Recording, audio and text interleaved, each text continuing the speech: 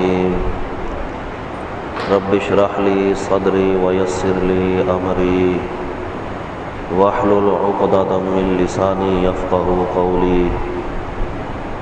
الحمد لله وحده والصلاة والسلام على من لا نبي بعده وعلى آله وأصحابه الذين أوفوا عهده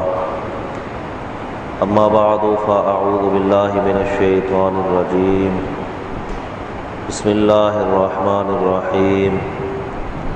عن عبد الله بن عمرو رضي الله تعالى عنهما أن رجلا سأل رسول الله صلى الله عليه وسلم أي الإسلام خير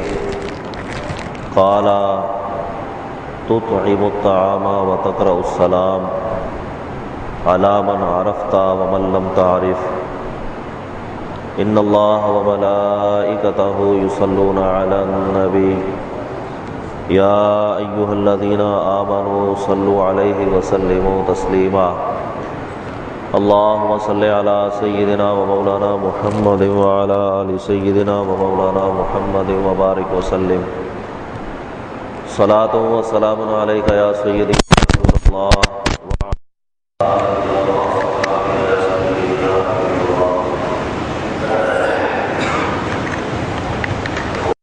کی احادیث کا سلسلہ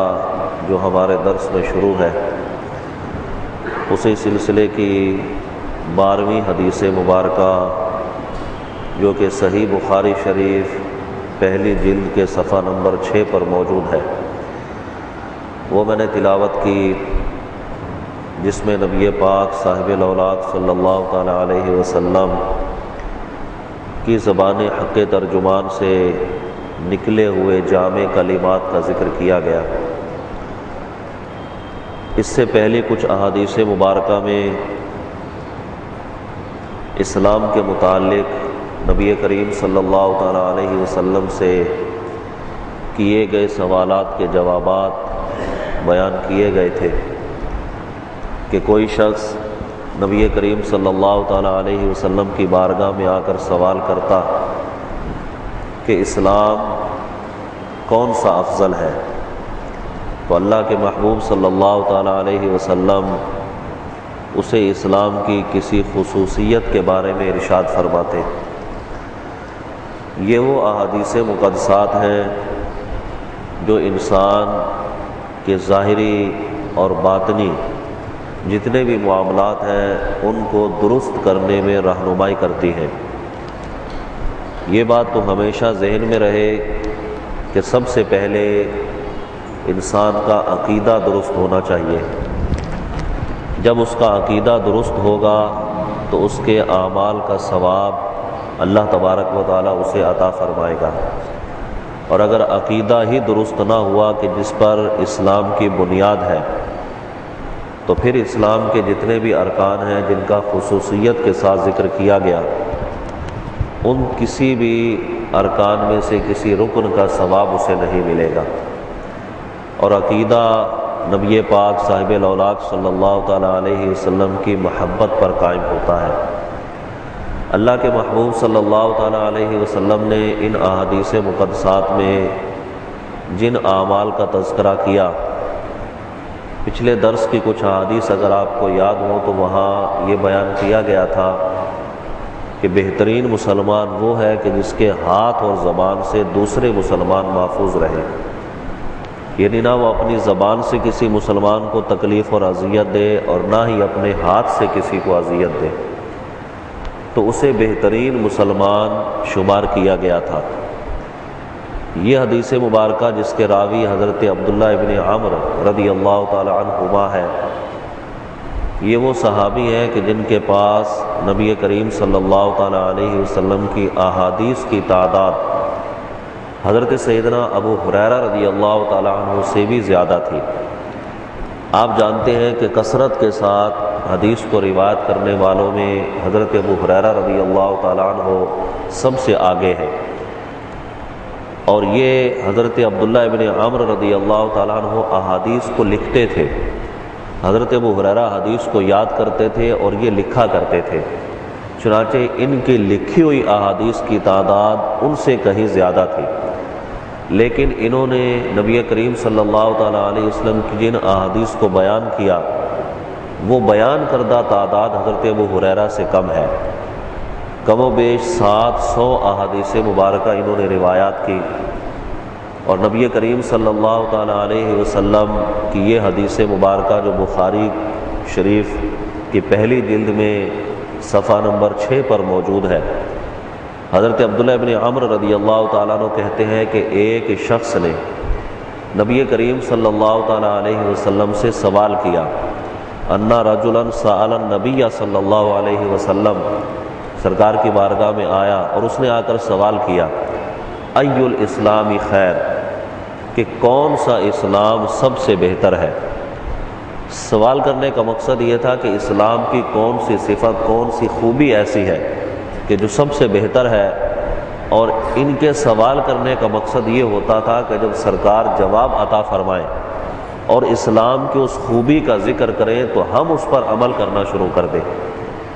ورنہ بعض اوقات یہ بھی دیکھا جاتا ہے کہ ایک آدمی اسلام کے ارکان کے بارے میں سوال کرتا ہے، اسلام کی خصوصیات کے بارے میں پوچھتا ہے، یا وہ اپنی زندگی کا جو طرز عمل ہے اس کے بارے میں سوال کرتا ہے۔ کبھی ایسا بھی ہوتا ہے کہ انسان بعض مصائب، تکالیف اور پریشانیوں میں مبتلا ہو کر کسی کے پاس اس غرض سے جاتا ہے کہ ان کا کوئی حل مجھے بتایا جائے، اور جب اسے اس کا حل بتایا جاتا ہے تو پھر وہ اس پر عمل نہیں کرتا، حالانکہ سوال کرنے کا مقصد یہی ہونا چاہیے کہ جو مجھے جواب دیا جائے، جس چیز کے بارے میں میری رہنمائی کی جائے، جن مصائب اور آلام کا میں شکار ہوں، اگر کوئی ان کا حل مجھے بتا دیا جائے تو اس پر وہ عمل کرنے کی کوشش کرے تاکہ اس سے وہ مصیبت دور ہو جائے، اس سے وہ تکلیف چلی جائے۔ تو صحابہ کرام علیہم رضوان یا جو اعرابی سرکار کی بارگاہ میں آتے تھے، آ کر سوال کرتے تھے، ان کے سوال کا مقصد صرف سننا نہیں ہوتا تھا بلکہ اس کو اپنی زندگی میں رائج کرنا مقصد ہوتا تھا، تاکہ ہم اس عمل کو کہ جو سرکار ہمیں عطا فرمائے اسے اپنی زندگی میں رائج کریں، اور سرکار کی زبان سے جو کلمات نکلے جب ہم اس پر عمل کریں گے تو اللہ تبارک و تعالیٰ اس کی برکتیں بھی ہمارے لیے ظاہر فرما دے گا۔ تو نبی کریم صلی اللہ تعالیٰ علیہ وسلم کی بارگاہ میں یہ سوال ہوا کہ کون سا اسلام بہتر ہے۔ اللہ کے محبوب صلی اللہ تعالیٰ علیہ وسلم نے ارشاد فرمایا، تطعم الطعام، لوگوں کو کھانا کھلانا، وتقرأ السلام، اور سلام کو عام کرنا، علی من عرفت ومن لم تعرف، ہر وہ شخص کہ جس کو تم جانتے ہو یا نہیں جانتے۔ یہ دو عمل نبی کریم صلی اللہ تعالیٰ علیہ وسلم نے اس حدیث میں بیان کیے۔ اب پچھلی احادیث اگر دیکھیں تو کسی نے جب سرکار کی بارگاہ میں آ کر پوچھا کہ کون سا اسلام بہتر ہے، حضور نے فرمایا کہ والدین کی خدمت کرنا۔ کسی نے آ کر سوال کیا کہ اسلام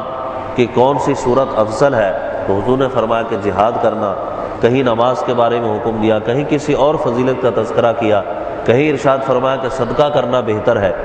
تو اب ظاہری طور پر یہ محسوس ہوتا ہے کہ ایک ہی سوال کے کئی جوابات نبی کریم علیہ الصلوۃ والسلام نے دیے۔ محدثین کرام ان کی تطبیق یوں کرتے ہیں کہ اللہ کے محبوب صلی اللہ تعالیٰ علیہ وسلم کی بارگاہ میں جو سائل آتے تھے، جو سوال کرتے تھے، تو سرکار دو عالم علیہ الصلوۃ والسلام ان کے حال کے مطابق انہیں جواب عطا فرماتے تھے۔ اگر کوئی شخص ایسا سرکار کی بارگاہ میں آیا کہ صدقہ و خیرات میں کمی کرتا تھا،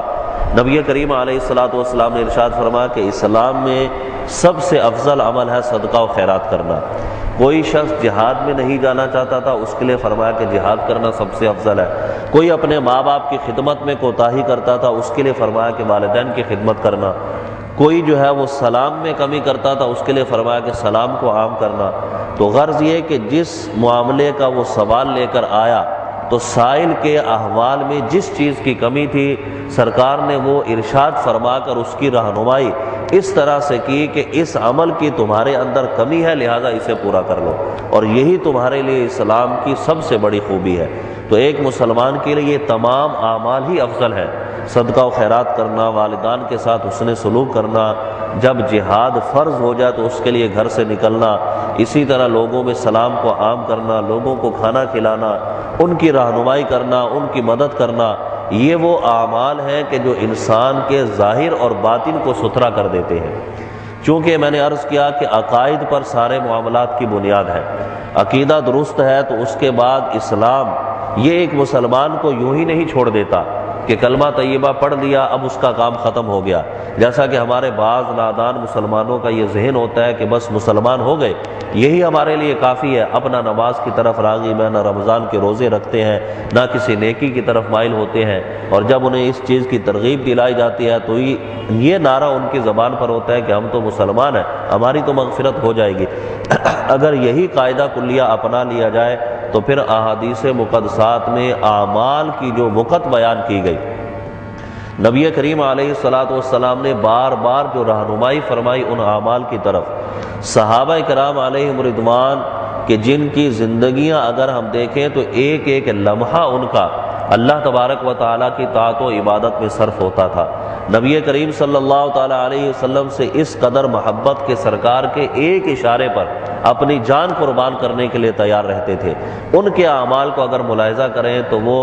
عقائد کے ساتھ ساتھ جہاد بھی کرتے تھے اور سارا دن روزہ بھی رکھتے تھے، وہ رات کو اٹھ کر نوافل میں اللہ تبارک و تعالیٰ کو یاد بھی کرتے تھے، وہ ان اعمال میں سب سے بہتر تھے، جیسا کہ اللہ کے محبوب صلی اللہ تعالیٰ علیہ وسلم نے ایک مرتبہ بھرے مجمع کے اندر یہ ارشاد فرمایا کہ آج کون شخص ہے کہ جس نے روزہ رکھا؟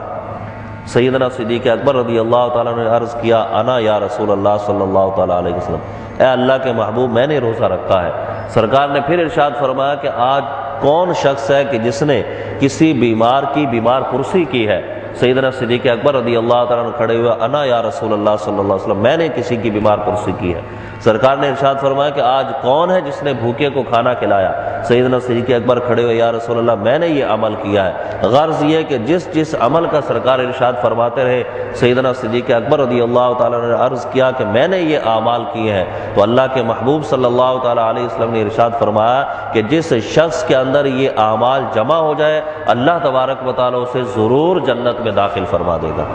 تو پتہ یہ چلا کہ اعمال سے انسان اپنے آپ کو تہی دامن نہیں کر سکتا، یہ سوچے کہ بس میں نے کلمہ پڑھ لیا میں مسلمان ہو گیا یہی میرے لیے کافی ہے۔ تو صحابہ کرام علیہم رضوان انہوں نے تو نبی کریم علیہ الصلوۃ والسلام کے چہرہ انور کی زیارت کی تھی، ان کا وہ ایک عمل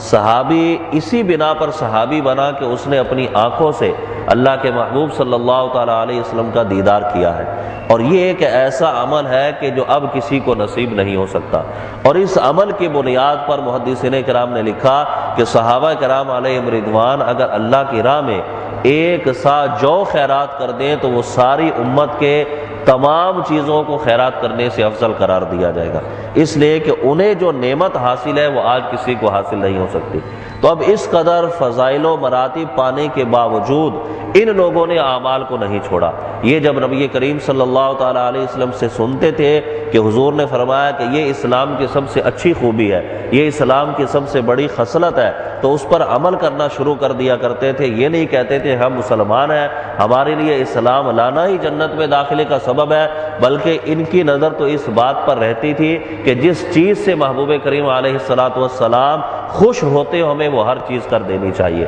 اور جس چیز سے اللہ کے محبوب صلی اللہ تعالیٰ علیہ وسلم ناراض ہوتے ہوں ان تمام چیزوں کو ہمیں ترک کر دینا چاہیے۔ تو اللہ کے محبوب صلی اللہ تعالیٰ علیہ وسلم سے جب سوال ہوا کہ کون سا اسلام، یعنی اسلام کی کون سی خوبی افضل ہے، تو یہاں حدیث مبارکہ میں اللہ کے محبوب صلی اللہ تعالیٰ علیہ وسلم نے دو خوبیوں کا خصوصیت کے ساتھ ذکر کیا۔ ارشاد فرمایا کہ تطعم الطعام، کھانا کھلانا۔ اب کھانا کھلانا غرباء، مساکین، یہ جتنے فقراء ہیں ان کو کھانا کھلانا بہت افضل اور بہترین کام ہے۔ اگر ہم اپنے معاشرے میں اس بات کا جائزہ لیں کہ ہم بعض اوقات کوئی عمل کرتے بھی ہیں تو اس عمل کرنے میں کس قدر نقائص ہمارے درمیان ہوتے ہیں، ایسی غلطیاں، ایسے نقص اور ایسی ہماری نیتیں کہ اس عمل کی جو بنیاد تھی وہی ختم ہو جاتی ہے۔ مثال کے طور پر غرباء اور مساکین کو کھانا کھلانا یہ آج کل کے معاشرے میں کوئی اتنا آسان کام نہیں، اس لیے کہ معاشی حالات سب کے ایسے ہیں کہ وہ اپنے اخراجات، اپنے گھر کے اخراجات پورے کرنا ان کے لیے مشکل ہے۔ لیکن اللہ تبارک و تعالیٰ نے جنہیں عطا کیا یا جو اپنی حلال روزی میں سے کچھ نہ کچھ نکال کر راہ اللہ خرچ کرتے ہیں، کبھی 11ویں شریف کی صورت میں، کبھی نبی کریم علیہ الصلوۃ والسلام کا جب ولادت مبارکہ کا مہینہ آتا ہے تو اس میں مطلب ہے کہ کچھ لنگر پکا کر خرچ کرتے ہیں، اسے فقراء مساکین کو دیتے ہیں، یا پھر یہ کہ بعض اوقات جب انسان کی شادی کے مراحل آتے ہیں تو ولیمے کی صورت میں، اسی طرح کسی کا جب انتقال ہو جائے تو اس کے بعد بعض اوقات ایصال ثواب کے لیے کھانے کا اہتمام کیا جاتا ہے۔ تو اب یہ ساری صورتیں ایسی ہیں کہ جن میں غرباء اور مساکین اور فقراء ان کے لیے اس کھانے کے اندر جو معاملات رکھے گئے تھے، یہ اگر وہ کھانا کھاتے تو اسے بہت بڑا اجر و ثواب ملتا۔ لیکن ہماری غلطیاں کیا ہیں کہ ہم ان مراحل کے اندر بھی سب سے پہلے تو اپنے ان دوستوں کو بلاتے ہیں کہ جو خود مالدار ہیں، جن کے پاس مال کی فراوانی ہے، وہ خود غنی ہے، وہ خود دوسروں کو کھلا سکتے ہیں، اور غرباء اور مساکین کا لحاظ نہیں رکھا جاتا، جو فقراء ہیں انہیں نہیں بلایا جاتا۔ تو اب یہ ایسی دعوت کرنا کہ جس میں صرف اغنیاء کو بلایا جائے، غرباء اور مساکین کا خیال نہ رکھا جائے۔ اگر ہم نظر ڈالیں تو ہمارے اپنے ہی محلے کے اندر بے شمار ایسے لوگ ہوں گے کہ جو بہترین کھانے نہیں کھا سکتے، معاشی حالات کی وجہ سے ان کے گھروں میں اچھا کھانا نہیں پکتا۔ تو جب ایسے مراحل آتے ہیں کہ جہاں ہم شادی کے موقع پر یا غمی کے موقع پر ایصال ثواب کا اہتمام کرتے ہیں، تو سب سے پہلے ان لوگوں کا حق ہوتا ہے کہ جو غرباء اور مساکین ہیں، اور اس میں سب سے پہلے پڑوسیوں کا، جس کے متعلق نبی کریم صلی اللہ تعالی علیہ وسلم نے یہاں تک ارشاد فرمایا کہ جبرائیل امی مجھے بار بار آ کر کہتے رہے پڑوسیوں کے حقوق ادا کرنے میں، یہاں تک کہ میں یہ سمجھنے لگا کہیں وراثت میں بھی ان کے حقوق کے بارے میں نہ بیان فرما دے، کہ جب کوئی آدمی مرے، اس کا انتقال ہو، تو پڑوسی جو ہے اس کے ورثاء جو بن کر اس کے مال وراثت میں سے بھی حصے کے مستحق نہ ہو جائے، یعنی اس قدر ان کے حقوق ہے، ان کا خیال رکھا جائے۔ تو غرض یہ کہ ہماری غلطی کیا ہے کہ جب ایسے مواقع پر ہم کھانے کا اہتمام کرتے بھی ہیں تو غرباء مساکین کو نہیں بلاتے، فقراء میں تقسیم نہیں کرتے، اپنے قرب و جوار میں جو غریب ہیں ان کو دعوت نہیں دیتے، ہاں اپنے دوست احباب کو جو اغنیاء ہیں وہ لوگ کہ جو کھا کر چلے جائیں گے دعا بھی نہیں دیں گے، اور اگر کسی غریب کو آپ کھلائیں گے وہ کھا کے آپ کو دعا بھی دے گا، اور وہ آپ کا کھانا جو اس نے کھایا وہ رب کی بارگاہ میں مقبول بھی ہوگا، کیونکہ اللہ تبارک و تعالیٰ نے قرآن مجید فرقان حمید میں جو اس کی صفت اور فضیلت بیان کی کہ جو راہ للہ صرف اللہ کی رضا کے لیے لوگوں کو کھانا کھلاتے ہیں، انما نطعمکم لوجہ اللہ لا نرید منکم جزاء ولا شکورا، کہ مومن کے جو صفات ہے جب وہ لوگوں کو کھانا کھلاتا ہے، جب ان کے ساتھ بھلائی کرتا ہے، تو ارشاد فرمایا کہ کیا اس کی نیت ہوتی ہے؟ فرمایا کہ ہم اللہ کی رضا کے علاوہ کسی کو کھانا نہیں کھلاتے، اور جب ہم کھانا کھلاتے ہیں وجہ اللہ، اللہ کی رضا کے لیے، لا نرید منکم جزاء ولا شکورا، تو اس سے ہم کسی بدلے کا ارادہ نہیں رکھتے کہ اب ہمیں کوئی اس کا بدلہ دنیا میں ملے گا، بلکہ اللہ تبارک و تعالیٰ اس کا عوض ہمیں آخرت میں عطا فرما دے گا۔ تو غرض یہ کہ تطعم الطعام، کھانا کھلانے میں بہت وسعت ہے کہ ہم ان لوگوں کو سب سے پہلے دعوت دیں کہ جو مستحق حضرات ہیں۔ اسی طرح آپ ہر معاملے میں دیکھ لیجئے، مستحق حضرات پیچھے رہ جاتے ہیں، جو مستحق نہیں ہیں ان کو آگے رکھا جاتا ہے، ان کو بلایا جاتا ہے، ان کی دعوت کی جاتی ہے، ان کو کھانا کھلایا جاتا ہے، حالانکہ حق تو یہ تھا کہ وہ غرباء اور مساکین کہ جن پر خرچ کرنے کی فضیلت بیان کی گئی تھی، جن کے بارے میں حدیث نے سرکار نے ارشاد فرمایا تھا کہ بہترین اسلام یہی ہے کہ بھوکوں کو کھانا کھلایا جائے۔ اب آپ غرباء اور مساکین کو بلائیں تو ساتھ اغنیاء کو بھی بلا لیں، دوست احباب کو بھی بلا لیں، رشتہ داروں کو بھی بلا لیں، سب کو بلائیں، لیکن یہ ہے کہ اس میں ان لوگوں کا زیادہ خیال رکھا جائے کہ جو اس بات کے مستحق ہیں، تاکہ اللہ تبارک و تعالیٰ کی رضا حاصل ہو، اور وہ لوگ بھی جو ہیں وہ دعائیں دیں، اور یہ تمہارا کھانا کھلانا رب کی بارگاہ میں مقبول ہو جائے۔ دوسرا عمل نبی کریم صلی اللہ تعالیٰ علیہ وسلم نے ارشاد فرمایا وَتَقْرَأُ السَّلَامَ، سلام کو عام کرنا، لوگوں کو سلام کرنا، عَلَىٰ مَنْ عَرَفْتَ وَمَنْ لَمْ تَعْرِفْ، ہر وہ آدمی کہ جسے تم جانتے ہو یا جسے نہیں جانتے۔ اللہ کے محبوب صلی اللہ تعالیٰ علیہ وسلم کے اس فرمان پر اگر غور کیا جائے، اس میں بھی بہت وسعتیں ہیں۔ یہ سنت بھی ہمارے معاشرے سے اب متروک ہو گئی، سلام کو عام کرنے کا ذہن ختم ہو گیا، دو مسلمان آپس میں ملتے ہیں وہ ایک دوسرے کو سلام نہیں کرتے، بات چیت کا آغاز کر دیتے ہیں، حالانکہ یہاں تک صحابہ کرام علیہم رضوان کا معمول تھا۔ ابو داؤد شریف میں حدیث ہے کہ جب دو صحابہ کرام ایک دوسرے کو سلام کرتے ملنے کے بعد، تو پھر اس کے بعد جدا ہو جاتے، پھر درمیان میں کوئی درخت آ جاتا، کوئی اوٹ ہو جاتی، کوئی دیوار آ جاتی، پھر ملتے تو پھر سلام کرتے۔ تو یہ حدیث میں حکم دیا گیا کہ جب درمیان میں کوئی اوٹ آ جائے، کوئی چیز حائل ہو جائے، اب ملو تو پھر سے سلام کرو، اور جب ایک مسلمان بار بار دوسرے کو سلام کرے گا، سلام کا مقصد کیا ہے؟ السلام علیکم، اس کا مقصد یہ ہے کہ تم پر سلامتی ہو، اور سلامتی کا مقصد یہ ہے کہ میرے ہر فتنے اور شر سے تم محفوظ ہو گئے، اب میں تمہیں کسی طرح کا نقصان نہیں پہنچاؤں گا، تم میری طرف سے سلامتی میں ہو۔ اور جب وہ جواب میں کہتا ہے وعلیکم السلام، تم پر بھی سلامتی ہو، تو گویا کہ اس نے بھی ہمارے مال اور جان کے بارے میں یہ کہہ دیا کہ تم پر بھی میری طرف سے سلامتی ہو، تمہیں بھی میری طرف سے کوئی تکلیف نہیں پہنچے گی۔ تو جب دو مسلمان بار بار ایک دوسرے کو سلامتی کی دعا دیتے رہیں گے اور بار بار دوسرے کو یہ کہتے رہیں گے کہ میری طرف سے تمہیں کوئی اندیشہ، کوئی فتنہ، کسی طرح کا کوئی ڈر اور خوف نہیں، تو اس معاشرے کے اندر کس قدر امن و امان پھیل جائے گا کہ ہر مسلمان دوسرے مسلمان کے ہر معاملے کی حفاظت کرے گا۔ اور پھر یہ سلام کہ جس کی سنت آج متروک ہو گئی، لوگ اس کو چھوڑ چکے، نہ اپنے گھر میں جا کر سلام کرتے ہیں، نہ اپنے دفتر میں جا کر سلام کرتے ہیں، نہ جب دوسرے مسلمان کو ملتے ہیں تو سلام کرتے ہیں، حالانکہ اس کی خود اپنی نیکیاں کتنی زیادہ ہیں۔ نبی کریم صلی اللہ تعالیٰ علیہ وسلم تشریف فرما تھے، کوئی شخص آیا، اس نے کہا السلام علیکم، اللہ کے محبوب صلی اللہ تعالیٰ علیہ وسلم نے جواب ارشاد فرمایا اور فرمایا کہ 10 نیکیاں لکھی گئی۔ دوسرا شخص بارگاہ رسالت میں حاضر ہوا، اس نے کہا السلام علیکم ورحمۃ اللہ، سرکار دو عالم علیہ الصلوۃ نے ارشاد فرمایا جواب اور فرمایا کہ 20 نیکیاں لکھی گئی۔ تیسرا شخص آیا، اس نے کہا السلام علیکم ورحمۃ اللہ وبرکاتہ،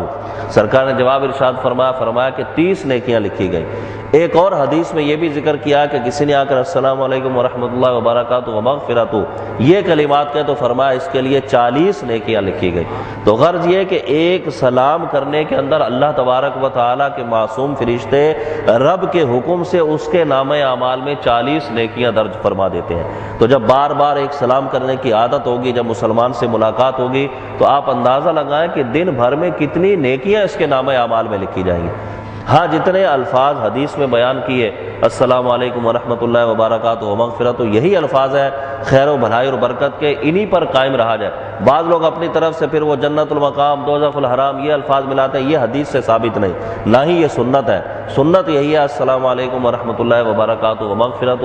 اگر یہ پورے کلمات نہ کہ تو السلام علیکم کہہ دے کہ اس کی بھی اسے نیکیاں ملیں گی۔ تو بار بار یہ اس سنت کو جب اپنائے گا، خود بھی سلامتی میں ہوگا، دوسرے بھی اس کے فتنے سے سلامتی میں رہیں گے۔ اللہ کے محبوب صلی اللہ تعالیٰ علیہ وسلم نے اس کی جو فضیلتیں بیان کی سلام کرنے کی، احادیث مقدسات میں تو یہاں تک ذکر کیا گیا، حضرت عبداللہ ابن عمر رضی اللہ تعالیٰ عنہما، حضرت سیدنا فاروق اعظم رضی اللہ تعالیٰ عنہ کے صاحبزادے ہیں، معمول ان کا یہ تھا کہ رات کو ایک مخصوص وقت میں گھر سے نکلتے، کسی صحابی کو ساتھ لیتے، حضرت ابو طفیل کو ایک مرتبہ ساتھ لیا اور چلے بازار میں، بازار سے ہونے کے بعد پھر واپس آ گئے، کوئی چیز انہوں نے خریدی نہیں۔ پھر ایک مرتبہ حضرت ابو طفیل کو کہا کہ چلو میرے ساتھ، وہ ان کے ساتھ چلے، پھر اسی طرح واپس آ گئے۔ پھر جب انہیں کہا تو انہوں نے عرض کیا کہ آپ یہاں گھر سے نکلتے تو ہے، راستے میں کوئی چیز خریدتے نہیں اور پھر واپس آ جاتے ہیں۔ تو سیدنا عمر فاروق رضی اللہ عنہ کے صاحبزادے حضرت عبداللہ ابن عمر رضی اللہ تعالیٰ عنہ نے ارشاد فرمایا کہ ابو طفیل، اس بات پر غور کیا کرو کہ میں جب گھر سے نکلتا ہوں اور واپس پلٹتا ہوں تو راستے میں جو بھی مسلمان مجھے ملتا ہے میں اسے سلام کرتا ہوں۔ میں اپنے گھر سے نکلتا ہی اسی نیت سے ہوں کہ جو بھی مسلمان ملے گا اسے سلام کروں گا، اور یہ سلام کرنے کی سنت اور اس کا ثواب حاصل کر کے میں گھر پلٹتا ہوں، تو کیا یہ نیکی کم ہے کہ جس پر عمل کیا جائے؟ تو گویا کہ یہ ایک مسلمان، یہ ہماری بھی روٹین اور عادت ہے کہ ہم رات کو کھانا کھانے کے بعد گھر سے نکلتے ہیں، گھوم پھر کر واپس آ جاتے ہیں۔ تو اگر یہ نیت بھی کر لی جائے کہ سیدنا عمر فاروق رضی اللہ تعالیٰ عنہ کے صاحبزادے کی یہ سنت ہے کہ گھر سے نکلے تو اس نیت کے ساتھ کہ جو بھی مسلمان ملے گا اسے سلام کروں گا، ایک تو اتنی نیکیاں نامہ اعمال میں لکھی جائیں گی، دوسرا اس صحابی رسول کی سنت پر عمل کرنے کا ثواب اللہ تبارک و تعالیٰ عطا فرمائے گا۔ سیدنا عمر فاروق رضی اللہ تعالیٰ عنہ اور آپ کے صاحبزادے، ان کے جو معاملات ہیں جو احادیث میں بیان کی گئی، اس کے علاوہ دیگر صحابہ کرام علیہم رضوان، وہ بھی اس سنت پر اس قدر کثرت کے ساتھ عمل کرتے تھے۔ اللہ کے محبوب صلی اللہ تعالیٰ علیہ وسلم نے جو یہ ارشاد فرمایا کہ ہر اس آدمی کو سلام کرو جس کو تم جانتے ہو یا نہ جانتے ہو۔ یہاں پر ایک بات ذہن میں رہے کہ دیگر احادیث مبارکہ میں یہود و نصارہ کو سلام کرنے سے منع کیا گیا، تو جس قدر بھی بد مذہب لوگ ہوں گے، جس قدر بھی بد باطن فرقے والے لوگ ہوں گے، ان تمام کو سلام نہیں کیا جائے گا، اس لیے کہ حدیث سے ہمیں یہ کلیہ ملتا ہے۔ اللہ کے محبوب صلی اللہ تعالیٰ علیہ وسلم کی بارگاہ میں جب یہ پوچھا گیا کہ یہود اور نصارہ، ان سے کبھی ملاقات ہو جاتی ہے تو ہم انہیں سلام کریں یا نہ، تو سرکار نے منع فرما دیا اور کہا کہ اگر وہ خود سلام کریں تو انہوں نے فرمایا کہ وعلیکم اتنا کہہ دیا کرو۔ تو اب یہ کہ ان کا سلام کرنا یا ان کو جواب دینا، یا ایک حدیث میں یہ ارشاد فرمایا کہ والسلام علی من اتبع الہدی، کہ جو اللہ کی ہدایت کی اتباع کرتا ہے اس پر سلام ہو. تو اس طرح ان لوگوں کو سلام نہ کرنے کا حکم ہے کہ جو بد باطن ہیں، بد فرقہ ہیں اور ایسے بد عقیدہ قسم کے لوگ ہیں، یہ یہود و نصارہ ہے. ہاں اگر وہ خود سلام کر دیں تو اب اس کی کئی توجیحات ہمارے محدثین کرام نے کی. بعض اوقات ایسا بھی ہوتا ہے کہ کسی ایسے شخص سے ملاقات ہو جائے کہ اب آدمی کا دل نہیں چاہتا کہ اسے سلام کرے، اس لیے کہ اس کا عقیدہ درست نہیں ہے. تو اب اس کی طرف جو توجہ دلائی تو امام اہل سنت عاشق ماہر رسالت مولانا شاہ امام احمد رضا خان علیہ رحمۃ الرحمان آپ ارشاد فرماتے ہیں کہ جب کوئی ایسا شخص سامنے آتا ہے تو اس کی تعظیم کرنے کو دل ہی نہیں چاہتا، اور یہ ایک اللہ کے محبوب بندے کی علامت ہے. نبی کریم علیہ الصلوۃ والسلام سے جو سچی محبت رکھتے ہیں، جن کا عقیدہ درست ہے، ان کی یہ شان ہے کہ جب بھی کوئی بد عقیدہ سامنے آتا ہے تو اس کی تعظیم کرنے کو حقیقتاً دل نہیں کرتا، دل نہیں چاہتا کہ اسے سلام کیا جائے. اس لیے کہ یہ روشنی جو ہمارے دلوں میں اللہ کے محبوب صلی اللہ تعالیٰ علیہ وسلم کی محبت کی وجہ سے ہے، یہ جانچ لیتی ہے کہ کسے سلام کرنا چاہیے اور کسے نہیں کرنا چاہیے. تو نبی کریم صلی اللہ تعالیٰ علیہ وسلم کی محبت یہ ان چیزوں کی طرف انسان کی رغبت دلاتی ہے کہ جہاں یہ احکام ہے وہاں ان چیزوں پر بھی عمل کیا جائے. اب اس کی توجیہ محدثین کرام یہ کرتے ہیں کہ انسان کے ساتھ فرشتے جو ہیں وہ بھی موجود ہوتے ہیں، تو جب کبھی ایسا موقع آ جائے کسی فتنے سے بچنے کے لیے سلام کرنا ہی پڑے تو اپنے فرشتوں کو سلام کرنے کی نیت کر لے، اس نیت کے ساتھ سلام کر دے، فتنے سے بھی محفوظ ہو جائے گا اور اس کی نیت بھی درست ہو جائے گی اور اس کو بھی سلام نہیں ہوگا. تو غرض یہ کہ ایسے لوگوں کو سلام کرنے کی ممانعت، ہاں جن کو آپ جانتے ہیں یا نہیں جانتے اس اعتبار سے کہ وہ صحیح العقیدہ مسلمان ہیں، تو ان کو سلام کرنے کا حدیث میں حکم دیا گیا اور اسے اسلام کی بہترین خوبی قرار دیا گیا کہ یہ بہترین صفت ہے کہ سلام کو عام کیا جائے. تفسیر قرطبی کے اندر ایک روایت نقل کی گئی، اللہ کے محبوب صلی اللہ تعالیٰ علیہ وسلم کی بارگاہ میں کسی نے عرض کیا، یا رسول اللہ صلی اللہ تعالیٰ علیہ وسلم، میرے گھر میں مفلسی اور محتاجی ہے. یہ عموماً ہر شخص رونا روتا ہے کہ گھر کے اخراجات پورے نہیں ہوتے، غربت اور محتاجی نہیں جاتی، لوگوں کا قرض جو ہے مجھے کثرت سے دینا ہے. تو اب میں نے شروع میں عرض کیا نا کہ اگر کسی سے کسی بارے میں کوئی سوال کیا جائے یا کسی سے کوئی علاج دریافت کیا جائے، ڈاکٹر یا حکیم کے پاس آپ جاتے ہیں اپنی بیماری کا علاج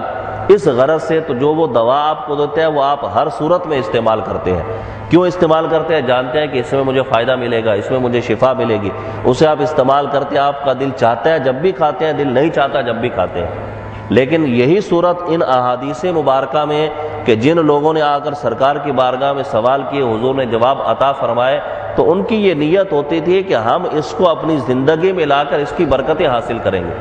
اور ہمارا یہ حال ہے کہ ہم کسی سے اگر پوچھتے بھی ہیں کہ اس کا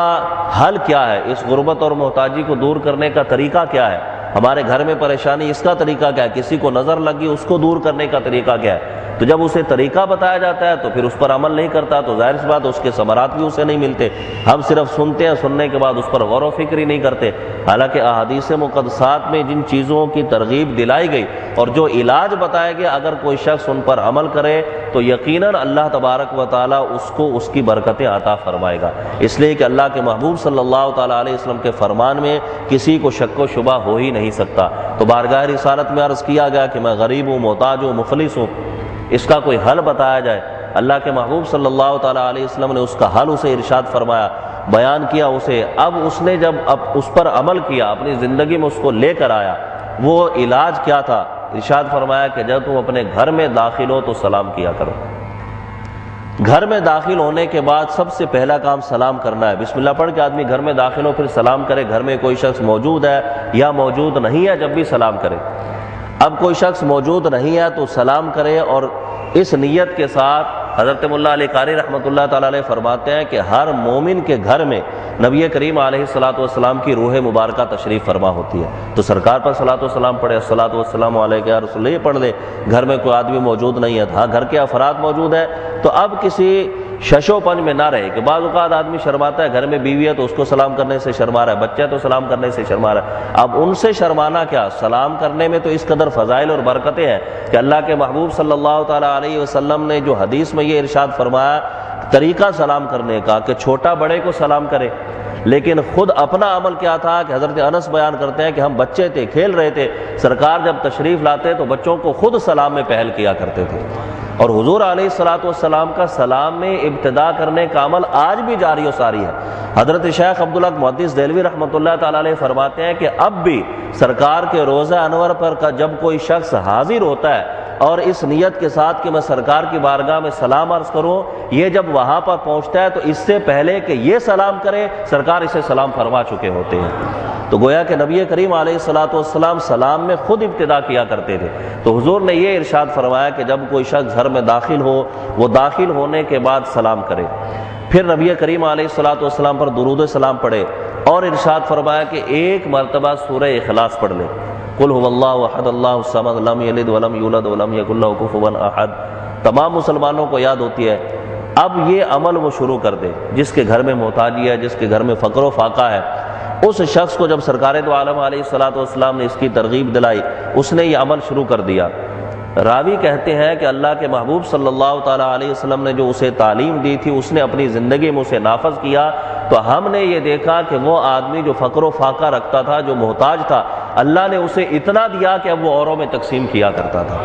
تو اب دیکھیں کہ یہ ایک بہترین عمل اور نسخہ ہے، اگر اپنی عادت اس کی ہم معمول بنا لیں، اور اس میں کوئی وقت بھی نہیں لگتا، گھر میں داخل ہوتے آدمی سلام کرے، سرکار پر صلاۃ و سلام پڑھے اور سورہ اخلاص پڑھ لے، پھر اس کے نتائج دیکھے کہ یقیناً اللہ تبارک و تعالیٰ اس کی مفلسی کو دور فرما دے گا اور اسے اس کی برکات عطا فرمائے گا۔ تو حدیث مبارکہ میں نبی کریم صلی اللہ تعالیٰ علیہ وسلم نے اس چیز کی طرف وضاحت فرمائی کہ اسلام کی خوبیاں جو ہیں، جب پوچھا گیا کہ ای الاسلام خیر، کون سا اسلام سب سے بہتر ہے، تو وہ صفات بیان کی۔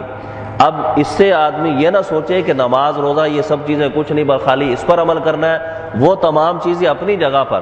اسلام آدمی کے ظاہر و باطن کو سنوارتا ہے۔ اب اسے اپنے ظاہر و باطن کو سنوارنے کے لیے یہ اعمال بیان کیے گئے کہ وہ فرائض کے بعد ان پر عمل کرے۔ سرکار نے ارشاد فرمایا، جب پوچھا ایک آدمی نے تو حضور نے فرمایا کہ تطعم الطعام وتقرأ السلام، لوگوں کو کھانا کھلانا اور سلام کو عام کرنا، سلام کو پھیلانا، یہ بہترین اعمال میں سے ہے، اور جب ان پر عمل کرو گے تو اللہ تبارک و تعالیٰ کی برکتیں تمہیں حاصل ہو جائیں گی۔ اللہ تبارک و تعالیٰ نبی کریم علیہ الصلوۃ والسلام کی سیرت طیبہ پر ہمیں عمل کی توفیق عطا فرمائے، اور اس حدیث میں جن دو چیزوں کا خصوصیت کے ساتھ ذکر کیا، رب کریم ہمیں ان پر عمل کرنے کی توفیق عطا فرمائے۔ وآخر دعوانا الحمد للہ رب العالمین۔